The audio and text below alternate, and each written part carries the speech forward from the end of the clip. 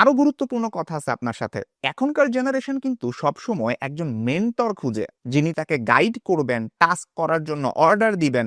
উনি বলবেন ডু, আপনি সেই কাজ কমপ্লিট করে বলবেন ডান। মানে পুরা আপনার অ্যাডমিশন জার্নিটাতে আপনি একা থাকতেছেন না, আপনাকে কারো না কারো গাইডেন্সে থাকতে হবে। সেইটা আপনার বড় ভাই হইতে পারে, বড় বোন হইতে পারে, কিংবা আপনি যদি চান প্রিসাইজ মেন্টরশিপে জয়েন করতে, সেইখান থেকেও আপনার জন্য মেন্টর অ্যাসাইন করা হবে, যিনি আপনাকে টাস্ক আকারে গাইড করে করে সামনে নিয়ে যাবেন। প্রিসাইজ মেন্টরশিপের ভাষায় যদি বলা হয়, একা প্রিপারেশন মানে এক্সপেরিমেন্ট, মেন্টরের সাথে প্রিপারেশন মানে ইমপ্রুভমেন্ট, আগের জায়গা থেকে বেটার জায়গায় যাওয়া। এই উদাহরণটা যদি আপনি একটু খেয়াল করেন, এইখানে একজন স্টুডেন্টের পারফরমেন্স প্রায় 20% ইমপ্রুভ করছে।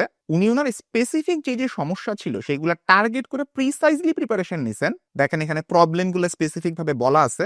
একজন মেন্টর তাকে টাস্ক আকারে গাইড করে এই ইমপ্রুভমেন্টে হেল্প করছেন। আপনি যদি তাদের গ্রুপটা ভিজিট করেন, সারা দেশ থেকে প্রচুর প্রচুর স্টুডেন্টদের এইরকম আপডেটগুলো আপনি দেখতে পারবেন।